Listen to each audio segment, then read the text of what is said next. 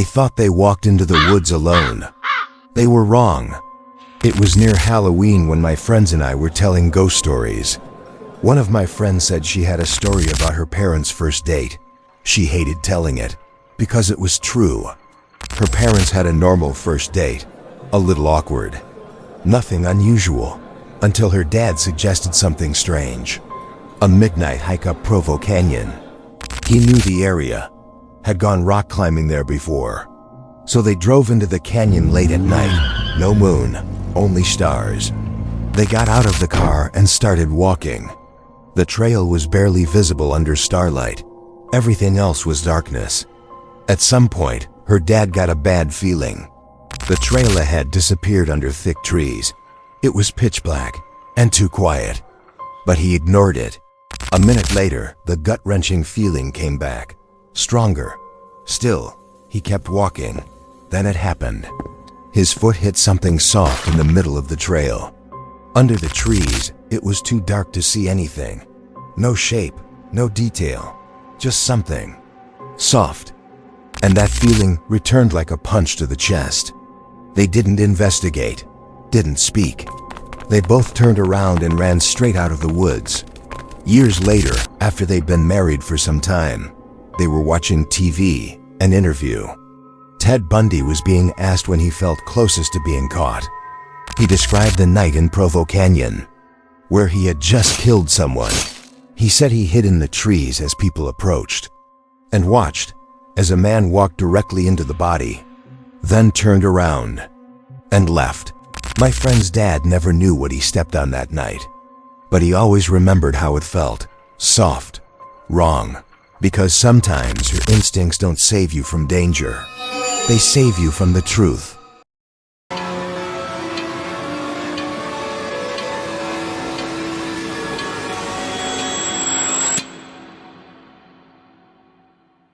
I was the only one who heard it, or at least, that's what I thought.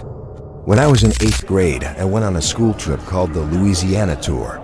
We visited historic sites across South Louisiana. One stop stood out, Myrtle's Plantation. Considered one of the most haunted places in the country, full of stories, full of legends.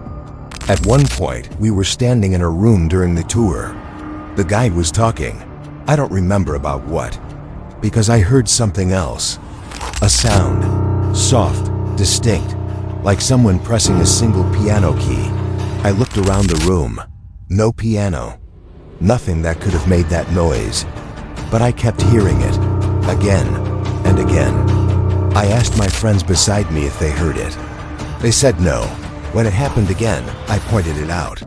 They thought I was imagining things. Everyone was focused on the guide. Except one woman. She looked directly at me, then pointed to her ear.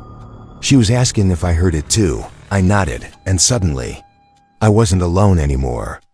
Right then, the guide began telling a story about a soldier, a man who supposedly played the piano, long after he died. As we left the room, I spoke to the woman. She told me, I heard the exact same thing, but my husband didn't. Neither did my son. Just like my friends hadn't. And to this day, I still don't know what unsettles me more, that I heard something invisible, or that only some of us did.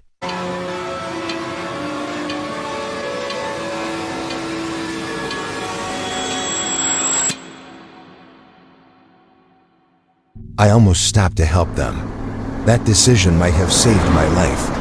I was driving alone through the California desert, taking a shortcut from 29 Palms to Albuquerque.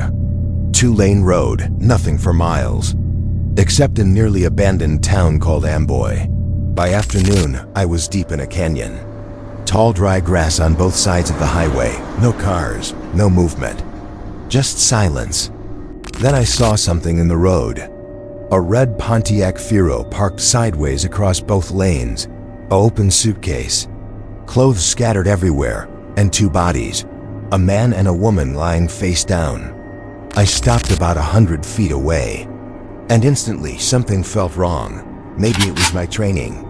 Being a Marine, I reached under my seat, pulled out my 9mm, and chambered around. The whole scene looked too perfect, like it had been arranged. like it was waiting for someone. I didn't get out, didn't move closer. Instead, I picked a line through the chaos. First gear, gas pedal to the floor. I swerved past the bodies, past the Firo, and blasted through. A few hundred feet later, I slowed down just enough to breathe. Heart pounding, hands shaking. Then I looked in the rearview mirror, and my blood ran cold. The bodies were moving, getting up onto their knees. And from the tall grass on both sides of the road, people emerged. 20 or more. That's when I hit the gas and didn't let up. Not once, until I reached the I-40 on-ramp. I'll never know what they wanted, or what would have happened if I'd stepped out of that car. But I know one thing. That scene wasn't an accident. It was bait.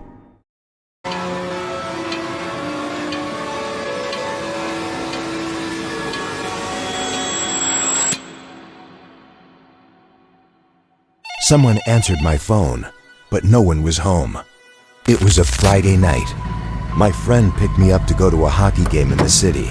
We were running late, so I rushed out the door. The whole drive there, we were laughing, having a great time. That's when I realized I didn't have my phone. I searched the seat, the floor, nothing. I figured I left it at home. During the game, I couldn't stop worrying that maybe I had dropped my phone somewhere.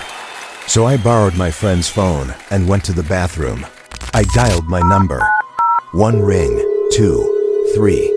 Someone answered, but they didn't say anything, just silence. I yelled into the phone, asking if my phone was at home. No response. I assumed it was my little brother messing with me. So I hung up. I got home late that night. The house was empty, dark. I called my parents. They said they had gone out with my little brother, to dinner, then to a concert afterward. They hadn't been home since I left. That's when it hit me. If no one was home, who answered my phone? As that thought settled in, I heard it. The back door, opening, then closing. I didn't check. Didn't hesitate. I ran straight out the front door to my neighbor's house and called the police. The back door had been left open. Someone had simply walked inside. Nothing was stolen. But the scariest part wasn't theft. It was the thought that we could have gone to sleep that night with a stranger already inside our home. If you liked this video, please like, comment, and subscribe. It truly means a lot to me and helps the channel more than you think.